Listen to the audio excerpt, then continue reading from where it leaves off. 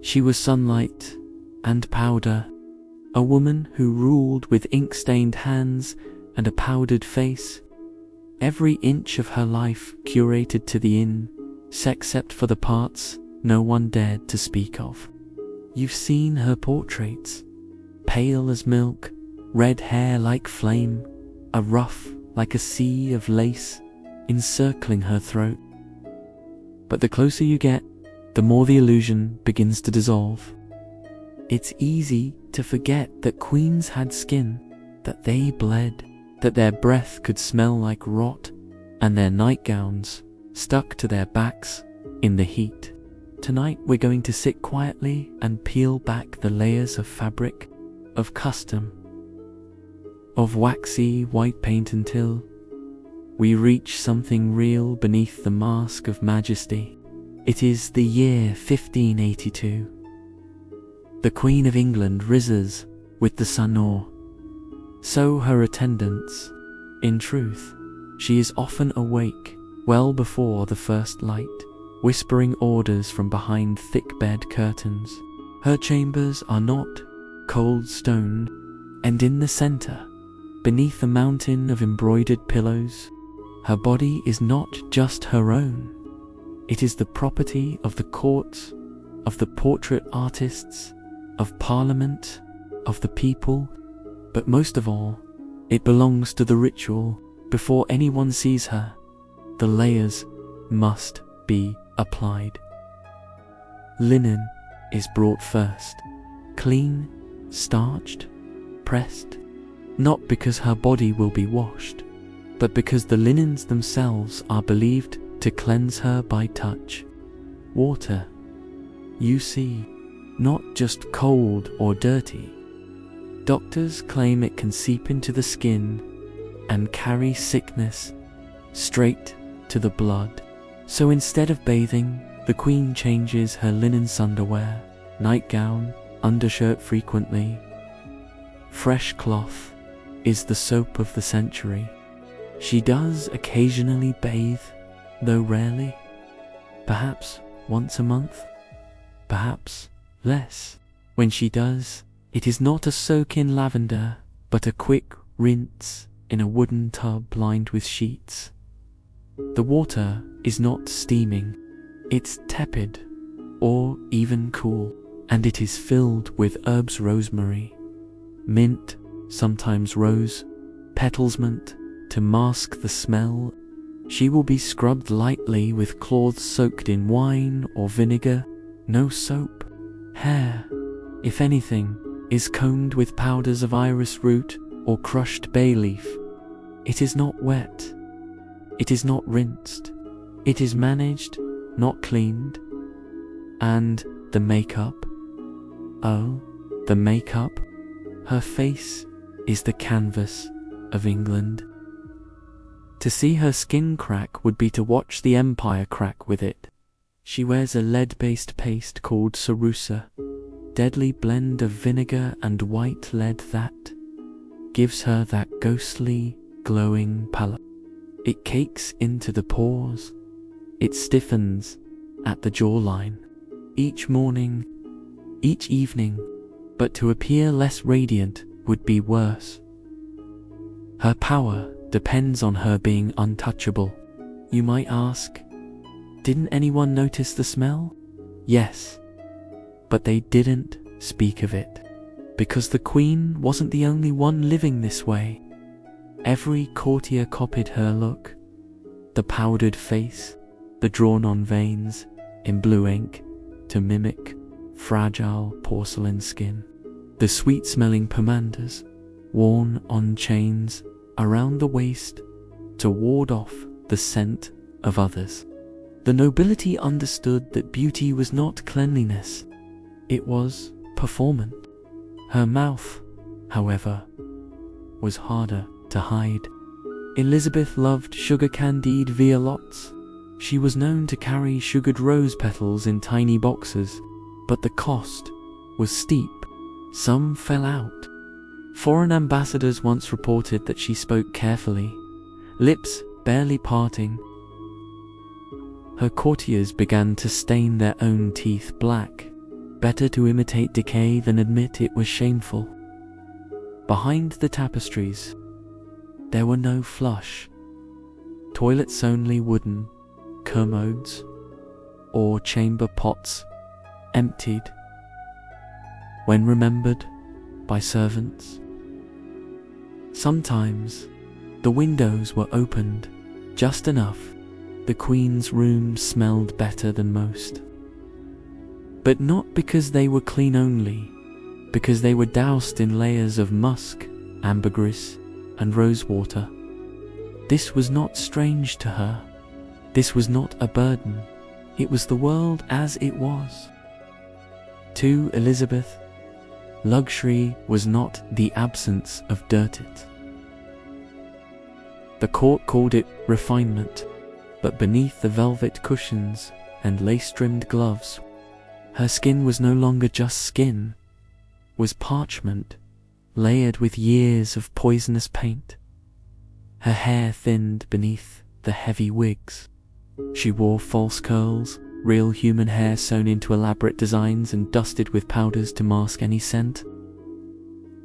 The wigs were not cleaned so much as perfumed, lavender, water, violet, but still they carried the faint smell of time, of sweat, of someone else's scalp. When they itched, every element of her appearance had to resist decay. Gloves were scented with amber. Fans were sprinkled with clove oil. Even her gloves were often lined with herbs. It was less about comfort. Her real skin might itch or bleed, but the woman the world saw never faltered, and still she suffered. Ailments, rashes that wouldn't heal, sores from the lead paint, a constant ache in the teeth. Her physicians knew the Queen was not to be questioned. Her body was not mortal. Sometimes she would sit for hours without moving, letting the powder on her face settle into cracks like plaster on an ancient wall. Her ladies in waiting hovered nearby, claws in hand, dabbing gently at the corners of her mouth where the cerus flaked. They knew never to mention it. The Queen's vanity was not pettiness, it was policy. To be seen as aging was to be seen as weak, and England, still surrounded by enemies, could not afford a fragile monarch. Even her perfumes served a double purpose. They disguised, yes, but a scent of civet meant wealth. The Queen's signature blend was said to include musk and orange blossom, carried in sachets. To stand near her was to breathe in power, cloaked in sweetness. But that sweetness did not extend to her chambers, though lavishly furnished. Her rooms bore the signs of human wear. Rushes on the floor, scattered with dried herbs, were rarely changed. Beneath them, food crumbs, hairpins, bits of ribbon, all vanished beneath the layers, compacted underfoot. Mice were common, but the Queen never mentioned them. To acknowledge them was to risk unraveling the fantasy, and the fantasy mattered more than truth. She understood that. She had lived her entire life under scrutiny. Her mother had been executed. She rose from the ashes of scandal not by claiming purity but by manufacturing mystery. No one knew when she bathed. No one knew what she looked like without the white paint. No one, aside from her most trusted maids.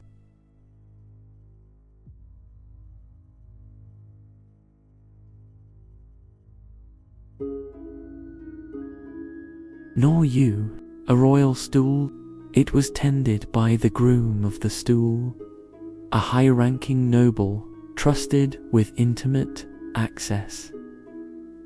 This was not shameful. It was a symbol of trust, of status, but it also ensured her most human moments remained hidden behind protocol. Her body may have groaned beneath the corsets, the paint, the ceremonial jewels, but her image never flinched. That image was scrubbed clean, not by water, but by distance, by protocol, by illusion. And so her people could imagine her as divine, immaculate, beyond decay. But the illusion had limits. Near the end of her life, Elizabeth's health declined, more withdrawn. Her skin, once pale and smooth from layers of ceruse, grew rough, pocked with lesions. The lead had done its work. Her teeth hurt constantly. She ate less. Her courtiers claimed she still looked radiant. No one wanted to be the one to admit that the legend was aging. Even then, she insisted on full dress, on wigs and gowns and jewels. She died in her chambers dressed not for sleep. She had refused to go to bed for days. When she finally passed, the women who washed her body worked in silence, not out of sorrow but reverence. For decades. Now, finally, it could be. And so, the great illusion was, at last, unwrapped. The linens were folded away, the wigs, the jewels, the scented gloves all laid to rest. In silence, what remained was not a queen, just a body, thin, marked with the quiet violence of decades of performance. Her skin bore the story of every ritual, every powdered morning and lead-painted afternoon. There were grooves where corsets had pressed too tightly, calluses from stiff slippers, faint bruises. For the first time in nearly half a century, the nation mourned not only a monarch. Elizabeth had not merely ruled, she had crafted a self that hovered above the common world. Her people never saw her bathe.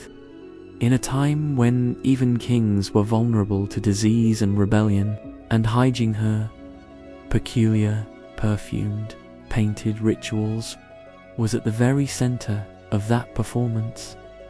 No one dared question her choices, that she bathed rarely, that her makeup, that her gowns were heavy with filth, even as they glittered in torchlight.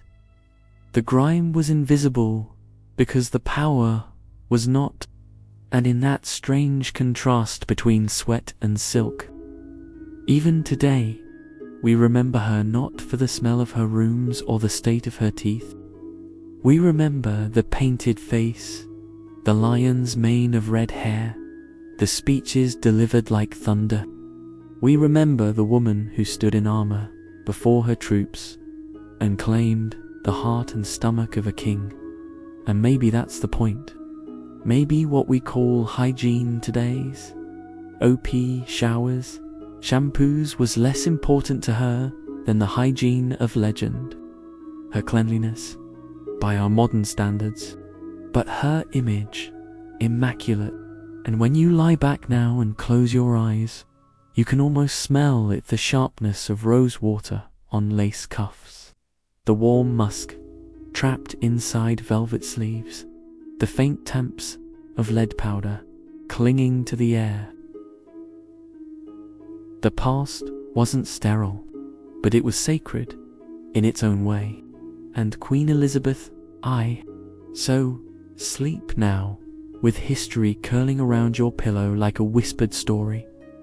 Sleep and remember, the Queen never bathed like we do, but she ruled as if she were carved from something cleaner than flesh, something everlasting, something unwashed.